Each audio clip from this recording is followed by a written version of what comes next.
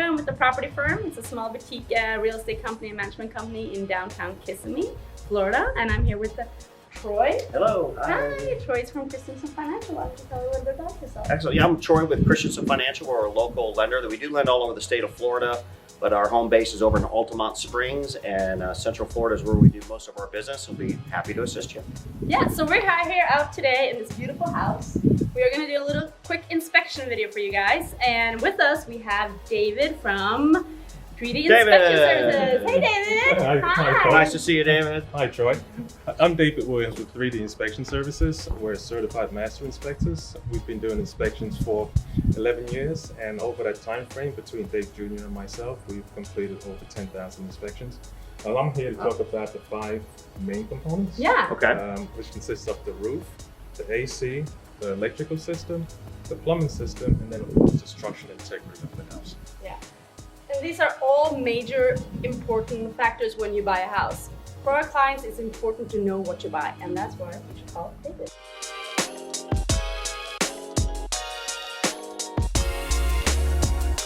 Okay, so the first main component, of course, is the roof.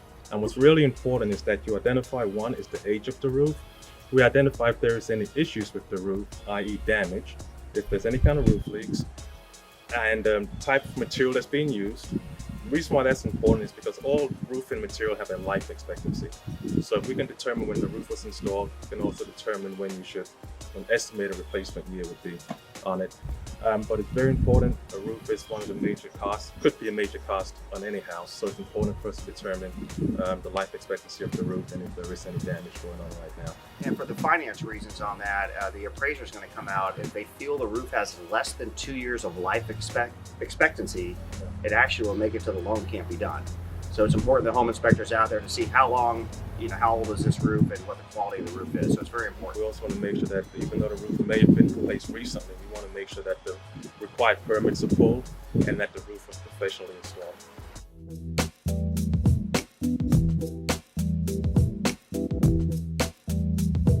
The second component, of course, is the AC unit.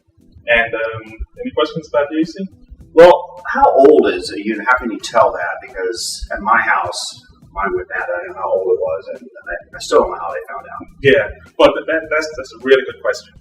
It depends on the brand, and you can find the year of the unit within the serial number. It's either the first or second number, or it's the third or fourth numbers. One other thing we'd like to check on this, the year is important, like you said, and that's because most AC units last about 15 years. Okay. So if the unit is 15 years old, you're at the end of its life expectancy, or you're going to be on borrowed time soon. Yeah. Right?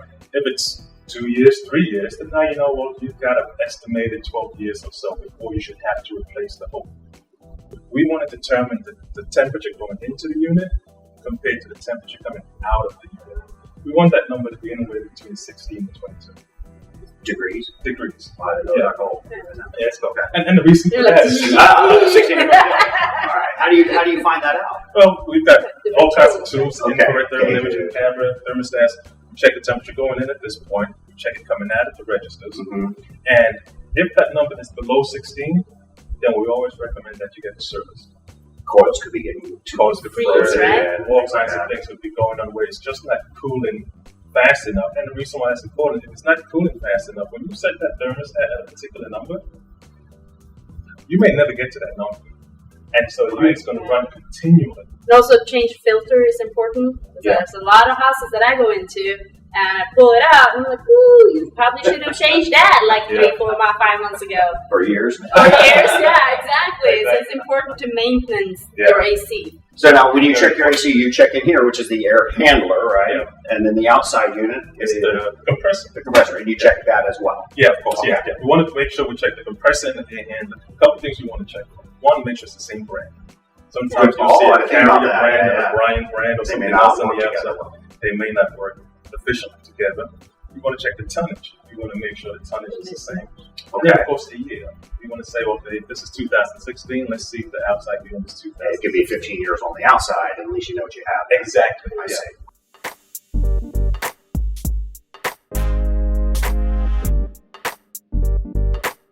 The third component is your electrical component. So it's important that the home inspector inspect the entire electrical system. then all outlets, all light fixtures, all appliances, and of course the electric panel. There are several types of panels out there, so it's important that we identify what kind of panel it is. We also want to make sure that the panel is up. We're not home inspectors, but there are some obvious things that we look for that we can identify as to whether this is up to code or not. Right? This is the coupler panel. There's General Electric. How do you know the name? It's got to say down there. This is Eaton, so we know on the It's a coupler hammer. They're the ones that make Eaton brands. Okay. Square B, Siemens, all great panels, good reputation. What Sabina's talking about is a Federal Pacific Electric panel. Those panels have a history where the breakers don't always trip when they're supposed to. Oh, that'd be bad. Fire. Yeah. So it's important to identify whether you have a Federal Pacific panel. Zinstall panels also have a similar issue. Okay. And the Sylvania panel, which is made by Zinstall, have a similar issue where the breakers don't always trip when it's supposed to. So often when you hear, we've had this panel in here for many years and the breaker has never tripped, that's not necessarily a good thing. Right. So that's something. There's usually some point in time. You want it to trip once in a while. If it doesn't trip at all, then it's not doing what it's supposed to. Then it's tripping. Yeah. Now this one, of course, have all off-board circuit interrupters, which is great. That's bringing them to the current code requirements. And all the brakes are properly labeled. Okay. Yeah. Which is very helpful. Yeah. Now, whenever you're doing an inspection of your panel, you have to take the cover off. That's Okay. So you're actually taking that off and looking it all in there and make sure it's all right. And the reason for doing this, you want to be able to see the wires in the back. You want to determine the type of wire. You want to identify there's no double taps, there's no arcing. Like if you hear a buzzing sound coming from this panel, That's a problem. That's a problem. It's not a beat. That's the house screaming at you. Yeah. There's something loose is going on there. Some kind of loose contact. And please let us know, like, as a hobby, you can't like, oh, I'll just fix this myself. Like, you need to have a permit and you need to have a licensed and insured electrician to get this done. I mean, if not, one mistake, it can Bring back to a fire. Fire and safety. No, this is That's definitely a law, right? Yeah, but this is definitely something that you. Now, there's minor fixes that a licensed electrician can do without pulling a permit. But whenever you're talking about replacing the panel, rewiring, you need to have a licensed electrician do it, and you've got to pull a permit. Okay, great. So we're up to the fourth main component, which is the plumbing component. A couple of things you want to check when you're doing a home inspection, or if you're buying a house, you want to make sure it's intact. One would be is the plumbing material that's being used. This is CPVC. CPVC and PEX is what the plumbers are using nowadays. There's a couple of materials that were being used in the past that we've had some issues with, like polybutylene, some copper. The copper is too thin and start to leak over time. And then of course the galvanized steel pipes, we've got some issues with those rusting and creating a problem. So once we've identified the type of plumbing material, it's important that we determine the water pressure coming into the house. We want that to be above, per code, above 40 psi, but we don't want it to be above 100 because then it'll put too much pressure on the lines and on the fixtures. I didn't even know that was checked. Okay, that's interesting. Yeah, you can burst the lines, so that's important. What we check on this, of course, would be the year of it, and a lot of times on the tank one, we want to check the gallons, how many gallons is on it, because it depends on the number of people in the house and whether that tank is actually sized appropriately for that particular house and household usage. In this particular case, like all water heaters, you want to make sure you have what is called a temperature pressure relief valve. This thing can build up enough pressure inside of it and the water can get so hot that it can burst the pipe or injure those around us. Oh wow, like a bomb. Like a bomb. I see. Literally. Okay. Yeah. So. Good thing we have an inspector here. Yeah. Exactly. So one of the things we check is to make sure that we've got a temperature pressure relief valve, and that's what this is. So this discharges the water from the tank within 6 inches of the ground or to the exterior. This tank happens to be on the exterior of the house, so of course it's going to be on the outside. If the tank was in the garage, you would want it to be within 6 feet of the ground or to the outside of the property. Okay. This way, if it does discharge hot water, it's going to happen down there and not in close proximity to anyone else that's in a particular area. The hot water heater doesn't cost a lot to replace, and sometimes you can just replace the heating elements inside of it and extend the lifespan. So, okay, that sounds good. So that's pretty much the plumbing system. Awesome. Thanks.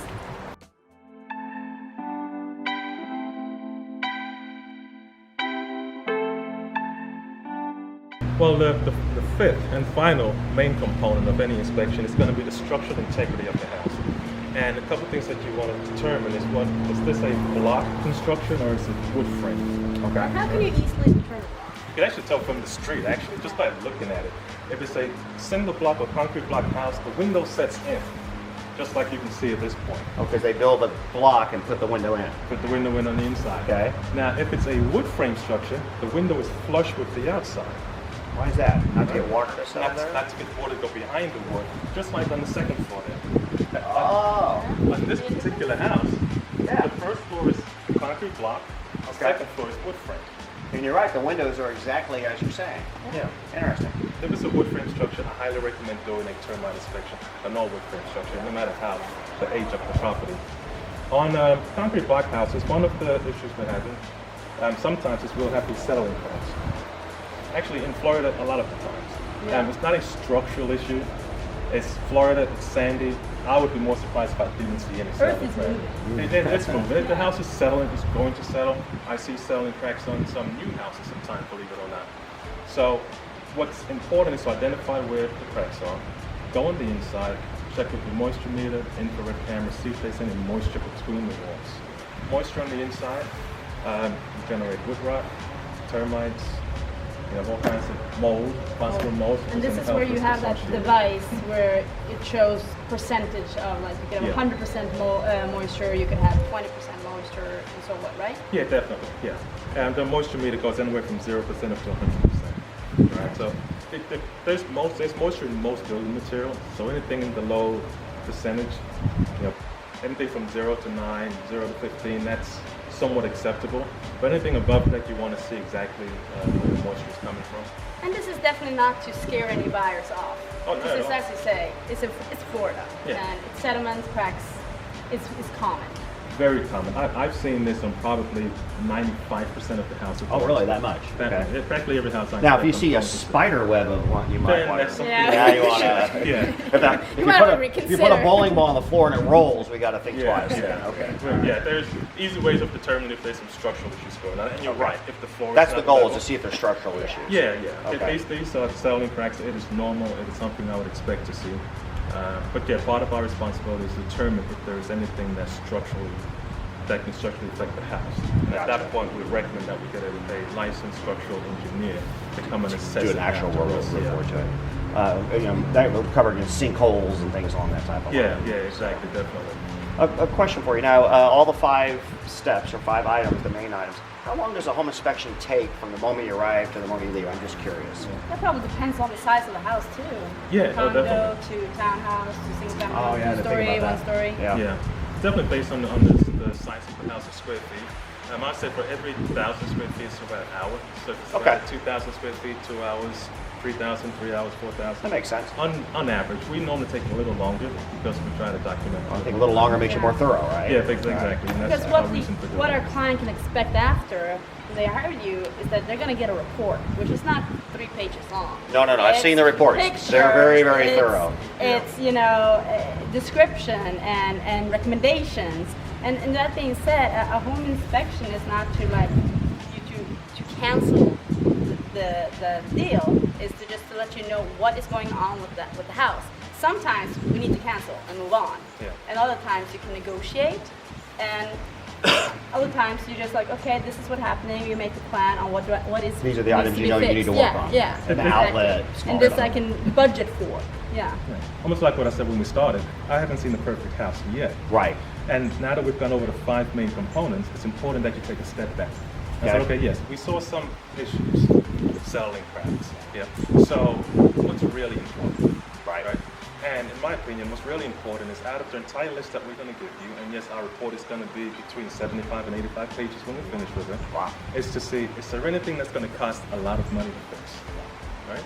And then is there any kind of safety concerns? I think that'd be the biggest one. Electrical Yeah. type thing. Yeah, definitely. Any kind of electrical issue is most likely going to be a safety concern. And then is there anything that, well, it's not an issue yet, but if you don't fix it, it's going to become an issue. Such as an old air conditioning. Like an old air You exactly. need to know that, I need to budget for this then, Yeah. because it might be going in next 4 years. Yeah, you don't want to be surprised. Yeah, exactly. Definitely. And then so once you've got all that information and you can review it, and now you can make an educated decision as far as Exactly. what the house needs to be. That brings us back to you got to know what you're buying.